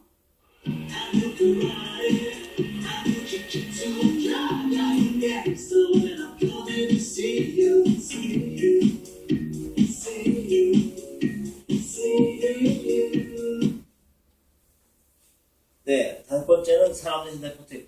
그 제프리 베조스가 사실 구전 마케팅의 시조입니다. 이 사람은 가장 핵심적으로 시장에 진입하면서 어떤 얘기를 했냐면, 만약 당시 위대한 경험을 창출한다면 사람은 그 서로 보고서 얘기할 거예요. 구전을 매우 강력한 것이다. 위대한 경험이 되게 중요한 것이고, 구전 마케팅은 위대한 경험을 쉽게 퍼뜨리지 못하기 때문에 빠른 시간에 퍼뜨리기 위해서 위대한 제품, 경험 플러스 위대한 구전 마케팅이 있어야 된다는 얘기죠. 그 구전 마케팅이라는 것은 뭐냐면 그 B2C2C죠. 비즈니스 커뮤니케이션 투 컨슈머. 그 매스미디어가 얘기하는 게 아니라 기업이 얘기하는 사람이 사람을 통해서 얘기하게 하는 거죠. 근데 그 과거에 그 이제 플라이트카 아까 그 하버드대 1학년 그 중태한 친구가 만든 그 공항 주차 서비스가 이제 2월 달에 런칭을 해서 한 5월 달 정도에 파산 위기가 옵니다. 그때 이제 에어비앤비 창업까지 찾아가요. 에어비앤비는 아마 지난 5년 동안 전 세계에서 런칭한 스타트업 중에서 가장 가치가 큰, 가장 성공한 그 스타트업이 에어비앤비입니다. 지금 뭐 어마어마하죠. 그 에어비앤비 찾아가서 이제 좀 투자해달라고 얘기를 합니다. 그래서 에어비앤비 창업가 이런 얘기를 하죠. 두 가지 키워드 줘요. 이거 두 가지를 지키면 내가 투자하겠다. 숫자 100명. 뭐냐? 오늘부터 매일 당신 주위에 있는 사람들에게 당신의 비즈니스 혹은 아이디어에서 얘기해라. 매일 100명에게. 네가 창업가가 얘기해라. 두 번째, 고객의 1000명이 되면은 일단 더 이상 그 확대하는데 주안을 두지 말고 그 1000명을 한때 엄청난 고객 케어를 통해서 1000명이 너의 구전 마케팅에 1000명이 되게 해라. 1000명이 너의 로열티 고객에 대해서 그 1000명이 널 대신해서 주위에 얘기할 수 있게 그런 마케팅 1000명을 만들어. 그런 두 가지 충고를 해줍니다. 그래서 펀딩을 받죠. 에어비앤비에 투자를 합니다. 그 구전 마케팅을 하게 된 동기가 딱 세 가지가 있어요. 그러니까 유, 미, 아스인데 유는 뭐냐면 제 입장에서 보면은 제가 당신과 당신 제품을 좋아해야 당신에 대해서 내가 얘기하는 거예요. 제가 당신과 당신 제품 혹은 당신 철학을 좋아해야 당신 얘기를 합니다. 두 번째는 미요, 미. 당신에 대해서 얘기를 하는 게 나를 즐겁게, 나를 기분 좋게, 나를 신나게 해. 그래서 얘기를 합니다. 세 번째는 아스죠. 당신에 대해서 얘기하는 게 우리가 하나의 어떤 공동체가 돼가지고 같이 움직이는 것 같아.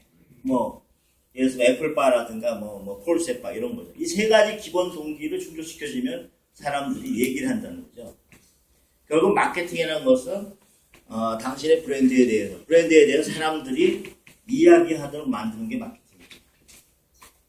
브랜드에 대해서 사람들이 이야기하도록 만드는 것이죠. 최근에 그 스타트업 중에서 미국 시장을 아주 제대로 파괴시키는 스타트업입니다. 이게 와이파크라고 생긴 3년뿐이 안 됐는데 이 와이파크는 무슨 회사냐? 온라인 안경 제조 판매 회사입니다. 온라인 안경 제조 판매 회사.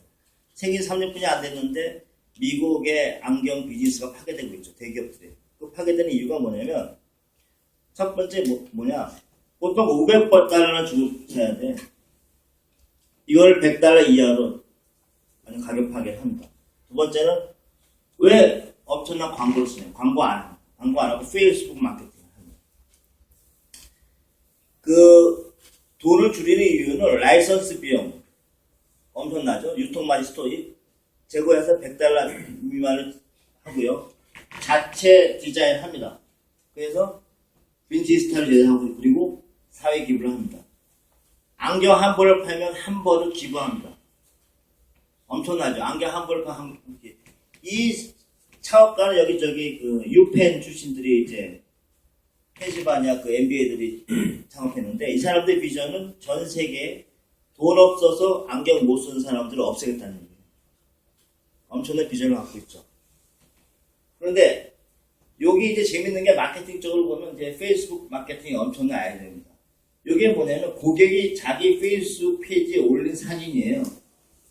이 마케팅이 뭐냐면 그 안경 5벌을 고객한테 배달해줘요. 일주일 동안 써보게 해요.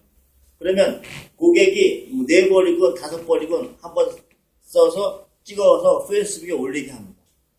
그 이유는 뭐냐면 페이스북에 올리면 일단 와비파커의 홈페이지에 올리면 전문가들이 거기에다가 어떤 게 맞고 어떤 게 전문가적인 코멘트를 하고 자기 페이지에 올리면 친구들이 참여하게 되는 거죠. 왜? 친구들은 아까 얘기한 유미 아스의 동기부여를 다 맞춥니다. 친구들은 누가 도와주고 싶고 또 잘난 체 하고 싶고 늘 얘기하고 싶으니까 어떤 게 맞다 틀리다는 걸 하죠. 그럼 안경을 쓰고 있는 사람이 안 쓰고 있는 사람들이나 자연적인 페이스북을 통해 가지고 마케팅이 되는 거죠.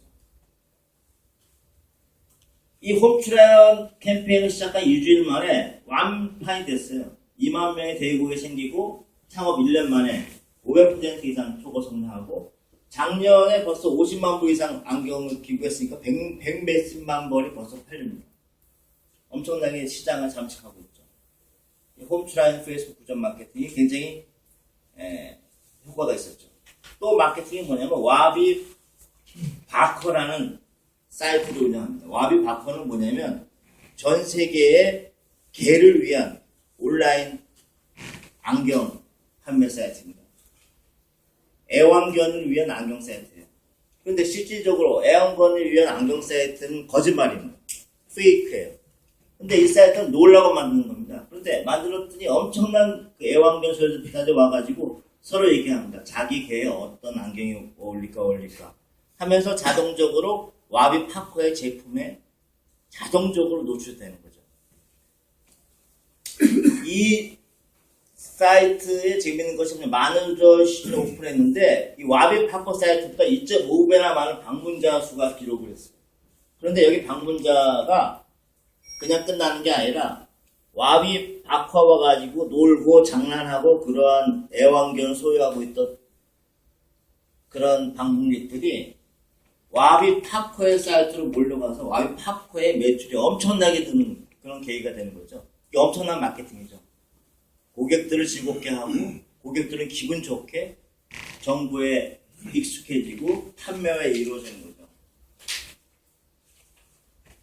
여기 그 와비 파커 아까 홈트라이어 앞에 그 구전 마케팅에 대해서 세 가지 구전 동기를 얘기하면 첫째 뭐냐면 유저 유 와비 파커의 제품이 좋고 와비 파커가 주장하는 기부하는 사회적 사명이 좋고 빈티지 스타일이 좋아. 그렇기 때문에 고객은 얘기하는 거죠.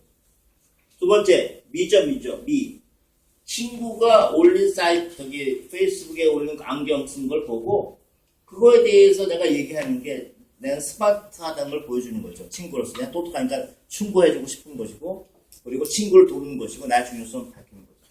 세 번째 연결성이죠. 와비 파커에 대해 얘기하는 그 자체가 정의로운 스타트업과 동질감, 유대감, 이 어떤 잘못된 그 판매 관행, 이런 고가격, 이런 잘못된 걸 깨있는데 앞장선다는데 어떤 동질감이 있다는 거죠. 제가 이제 좀 논평하고 결국 뭐냐면 이 와비 파커는 새로운 세상을 창출했는데 어떻게 창출했냐면은 안경을 구입하는 새로운 방법을 만든 거죠. 기존에 그냥 그 오프라인 가서 좀 이렇게 불편하게 사는 게 아니라 집에서도 편하게 친구의 어떤 어차피 몸에 착용하는 액세서리는 전부 다 주로 친구나 가족의 그 코멘트가 중요하잖아요. 시간상 조금 빨리 가겠습니다. 6번째는 빌리 게이츠죠. 당신의 가장 불행한 고객이 당신의 위대한 수원책이다. 고객의 결정은 고통의 견해. 이 에버노트 같은 경우도 이 사람이 굉장히 주위 산만증에 있었대요. 그래서 그걸 해결할 수 있는 방법을 찾았는데 너무 괴로우니까 주위에 없어요. 그래서 지가 직접 개발했죠. 기존 업체들은 영양제를 개발한다면 스타트업은 진통제를 개발해 들어갔었죠. 영양제는 기존 기업들이 계속 개발하고 있습니다. 타겟 고통의 조건은 스스로 간절히 원하고 진통제가 개발되지 않아야 되는 거죠. 그 버벌라이즈는 모바일 앱인데 통역 앱입니다. 통역 앱. 근데 이 창업가들이 프랑스나 미국 가가지고 그 영어를 너무 못해 괴로워가지고 만들게 되는데 그건 일반적인 얘기고 또 하나 재밌는 거는 이 사람들이 던진 파괴적 질문은 기계 통역으로 어떤 고객의 언어 부터 많이 해결할 수 있을까? 무슨 얘기냐 이게 굉장히 전 재밌다고 생각하는데 모든 문제를 풀 때 항상 기계적으로 생각하잖아요. 이 사람들은 반대로 생각했죠. 인간적이죠. 이 앱은 굉장히 간단합니다. 그 앱에다가 이렇게 가입을 하고 나서 우리 영어로 얘기하고 있는데 스페인 사람이 왔어. 그러면 거기다 연결하면 전화번호 하나 줘요. 그럼 전화 연결하면 사람이 나옵니다. 영어와 스페인어를 할 수 있는 사람. 그래서 이제 스피커폰을 해놓고 그 사람이 통하는 거죠. 간단한 거죠. 근데 우리 이런 생각 잘 안 했잖아. 어떻게 하면 막 기계로 어떻게 기계화할까? 이런 것도 재밌죠. 마지막은 이제 간단 명리시죠. 여기 이제 Y 컴비네이터의 창업가이자 CEO인 폴 그레이엄이 나오죠. 키스. 제가 이제 KTF 있을 때 이제 회사에서 이제 보내줘서 마케팅 MBA를 갔었는데 첫 번째 클래스가 키스이더라고. 키스만 배웠어요. 키스. 키비 쇼렌 심플이라고 간단하고 짧게. 요새는 뭐 쇼렌 스위트라고도 하더라고. 어쨌든 간단하고 짧고 명확한 게 마케팅의 핵심이죠. 명확한 비전을 공표하라. 뭐 요이디베라 얘기 나오고 폴 그레이엄 소수의 사람 당시 14사람이 만들어. 마크 트웨인은 더 짧게 써졌을 것이다 하는 얘기 나오고. 요 마지막 사례는 뭐냐면 이제 버즈카라고 해서 이제 자동차 공유 서비스예요. 아까 얘기했던 플라이트카하고 비슷한데 플라이트카는 공항에 세우는 거고 이거는 뭐냐면 평소에 자동차를 별로 사용하지 않고 가끔씩 사용하는 사람들. 이웃에 있는 차를 사용하고 싶어하는 사람들을 타깃이에요. 즉 이런 사람들.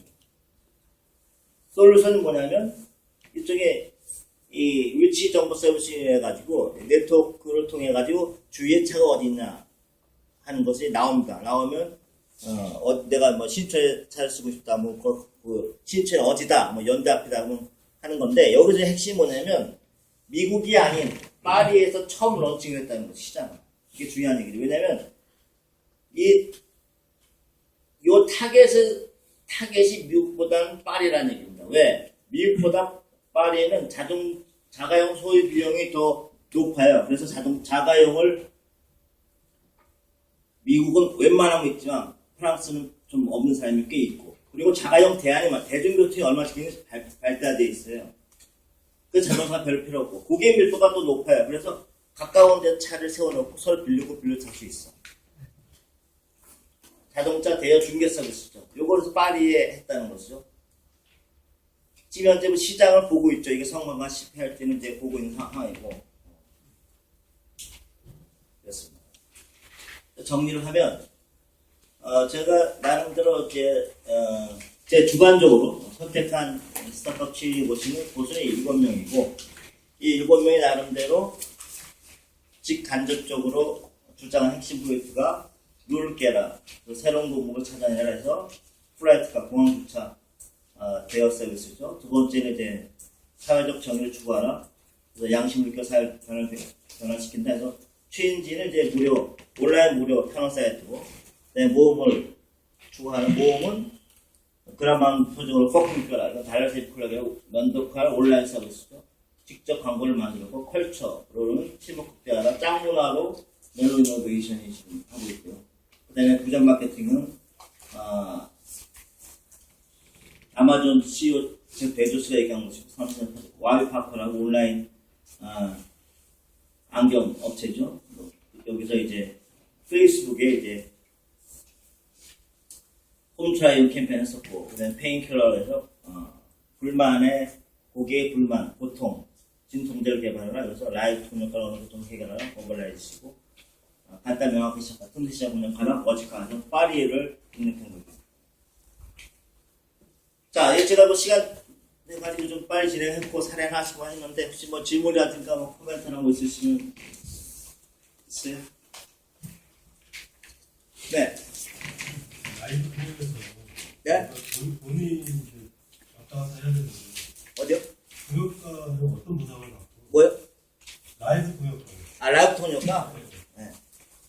중개해주는 그 비즈니스 주체는 어떻게 또 수익을 만들어내는 아니, 라이브 통역가가 뭐냐면 이제 모바일 앱이에요, 모바일 앱. 예. 그러니까 고객은 그 연결을 그러니까 이 창업가는 전 세계에 그런 어떤 바이링골한 사람 네트워크를 구성해 놓고, 그리고 모바일 앱을 통해서 고객이 어떤 뭐 영어와 스페인 바이링골한 사람이 필요하면 그 서비스 이용하는 시간에 따라서 차지가 되는 거죠. 누구한테 달려요? 고객이요. 실제로. 통역을 받으면서 실제로 이제 저희가 회의를 하다가 스페인 사람과 같이 미팅을 하게 되면 그게 그 서비스가 필요하게 된 거죠. 앱을 통해서 신청해서 그 서비스를 활용하고 차지가 된 거죠. 네. 저는 이 책을 샀거든요. 저 책으로 갖다 줄 수 있어요? 네, 바꿔드리겠습니다. 저 책은 사야 되는데. 네, 잠깐 광고 말씀드리자면 띄워놨어요. 저희 그 한성철 소장님께서 김시영 대표님이랑 공동 집필을 하셨어요. 그래서 방금 전에 그 강의 내용에 관한 책을 앞에서 판매하고 있습니다. 그래서 10,000원에 판매하고 있습니다. 지금 3시 4분인데요. 3시 20분까지 커피 브레이크 갖도록 하겠습니다. 그래서 처음 오신 분들이랑 명함 교환도 많이 하시고요. 지금 여기 이제 투자 목적으로 오신 분들도 많이 계시고요. 그다음에 스타트업들도 많이 오셨어요. 그래서 제가 보니까 반 정도 4대6 정도 되는 것 같습니다. 그리고 담배 피실 분들은 여기 위에 옥상에 좋은 곳이 있어요. 옥상에 가서 스모킹 네트워크도 가능합니다. 네, 20분에 다시 진행하도록 하겠습니다.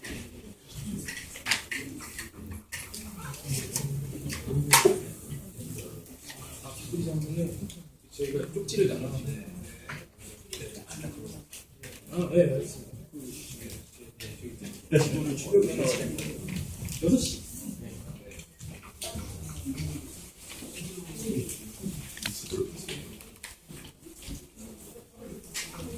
네.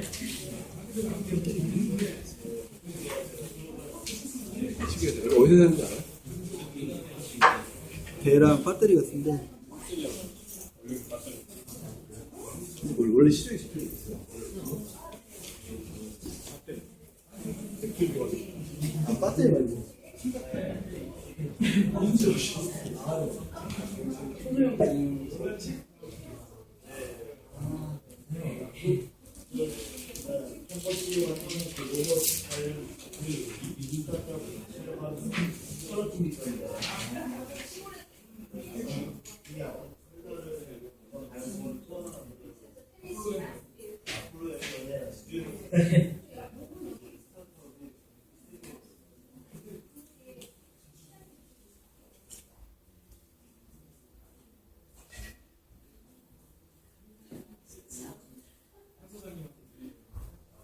여기 위에요.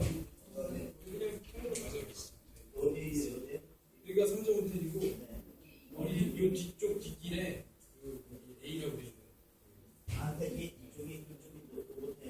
네, 여기가 삼성 호텔. 여기가 3, 5 뭐라는 건데 기억이 안 나. 아니요, 중국집이에요. 몇 시? 6시. 좀 전화해 보세요. 네.